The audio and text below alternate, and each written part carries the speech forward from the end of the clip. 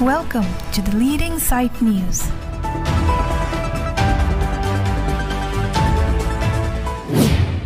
Karlitang hukuri ti Sophia Phan ke patia bangaphan Raiko Masai Khiatum pen nep inang ponlong no.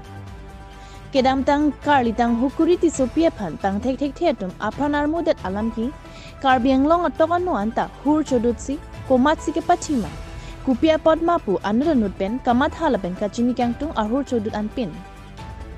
Bonta Raiko Masai Khiatum amithang asai kachiklem pa mi edajok bangke thoma phanan ki nep inang ponlong no. Kineblong at tumamen lapuhen long. Rangsina rongpi, mukrang tirang, lapen ro probin rongpi at tumhen long. Raiko Masai Khiatum pen kithan pona tengki. Mukrang tirang si, heli ki namapan poisa da kipidun. Lapen laso heli di mapursi ki namdam puthan pon. Karbiang long SP pen kithan pon chua tengki. Tangka mahaan ki mukrang tirang si, pedordun lo, lapen Karlitang hukuri ti Sophia Phan, heli pen ki abdam vek abang fuki. Probin rong pihen lo putana pachini duntu. Laso hele non amal Raiko Masai Khiatum long si dolo.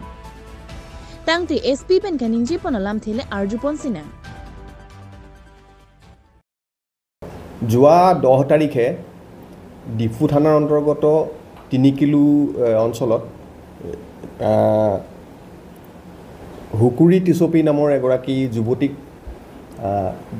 প্ৰায় ৰাতি 1:07 কোনবা দুৰ্বৃত্তই গুলি কৰি তেখেতক প্ৰাণহানি কৰে আৰু তাৰ পিছে পিছে মই আৰু আমাৰ এডিশনাল এছপি ক্ৰাইম আৰু আমাৰ গোটেই দিছপুৰ থানাৰ যি টিম আছে ডিফু থানাৰ যি টিম আছে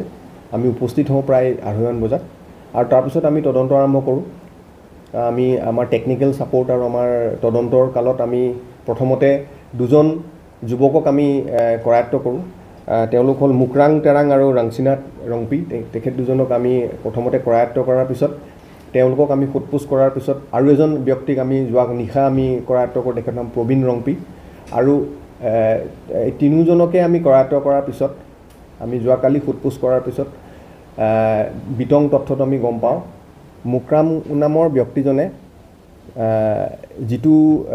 পিস্তলেৰে গুলি মাৰিছিল সেই পিস্তলটো দি পেলাই এখন বাৰীত লুকুৱাই থৈছিল যোৱা কালি পিস্তলটো উদ্ধাৰ কৰা হ'ল আৰু গোটেই যি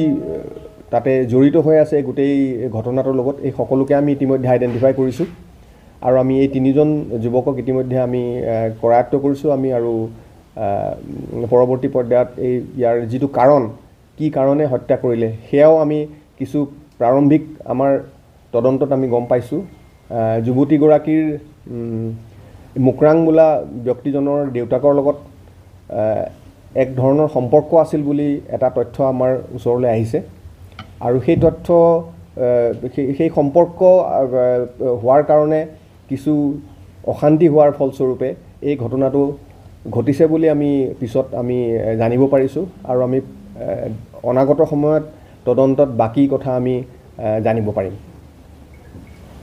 আৰু এই সংক্ৰান্তত আমি ইতিমধ্যে যি হাতিয়াৰ ব্যৱহাৰ হৈছিল যিটো পিস্তল ব্যৱহাৰ হৈছিল পিস্তলটো উদ্ধাৰ কৰিবলৈ সক্ষম হৈছোঁ আৰু দুইজাই মিছফায়াৰ্ড গুলিও আমি লগতে উদ্ধাৰ কৰিবলৈ সক্ষম হৈছোঁ যিটো কথা ইতিমধ্যে আমাক এজন একিউজডে আগতে কৈছে যে দুটা ৰাউণ্ড মিছ হৈছিল সেই দুটা ৰাউণ্ডো আমি উদ্ধাৰ কৰিবলৈ সক্ষম হৈছোঁ আৰু ঘটনাস্থলীৰ পৰা আমি যিটো ৰাউণ্ড ফায়াৰ হৈছিল সেই ৰাউণ্ডৰ এম্পটি কেছো আমি ইতিমধ্যে উদ্ধাৰ কৰিবলৈ সক্ষম হৈছোঁ মানে সম্পূৰ্ণ পাৰিবাৰিক সংঘাতৰ সংক্ৰান্তত এই হত্যাকাণ্ডটো হৈছিল হয়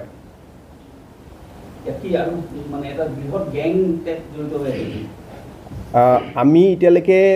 কেইবাজন মানুহৰ নামো পাইছোঁ এই গোটেই কনস্পিৰেচিটোত আমি সকলো তথ্য এতিয়া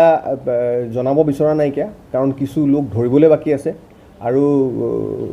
হয়তো নতুন কিবা এংগলো আহিব পাৰে গতিকে আমি 5-6জন মানুহক ইতিমধ্যে আইডেন্টিফাই কৰিছোঁ আৰু বাকি তদন্তৰ কালত কিবা নতুন থাকিলে আপডেট আপোনালোকক দিম আমি গম পোৱা মতে হাতিয়াৰটো তেওঁলোকে ডিমাপুৰৰ পৰা আনিছে বুলি গম পাইছোঁ জড়িত আছে হয় মুকৰাং জড়িত আছে মুকৰাঙে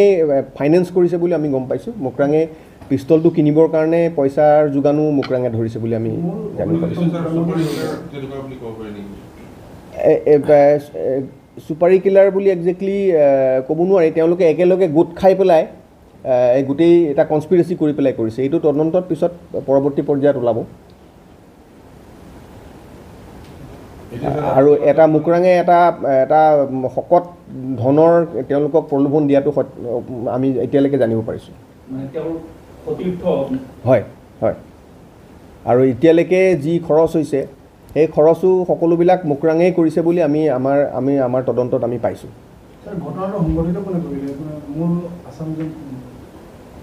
এইটো তদন্তৰ ক্ষেত্ৰত এতিয়া আমি এই কথাটো ব্যক্ত কৰিবলৈ অলপ অসুবিধা হ'ব এই গোটেই তদন্তটো চলি আছে এতিয়া আমি কোনে কৰিলে সেইটো আমি ইতিমধ্যে গম পালোঁ আৰু কেনেকৈ কৰিলে আমি ইতিমধ্যে গম পালোঁ আৰু কাৰ প্ৰৰোচনাত কৰিলে এইটো আমি গম পালোঁ আৰু পৰৱৰ্তী পৰ্যায়ত আৰু ফাৰ্ডাৰ ডিটেইলছ আমি ইনভেষ্টিগেশ্যনটো কৰাৰ পিছতহে আমি গম পাম স্যাৰ বৰ্তমান কিমানজন আটক কৰিছে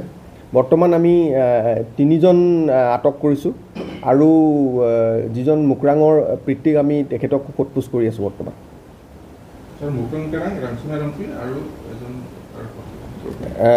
প্ৰবীণ ৰংপি হয়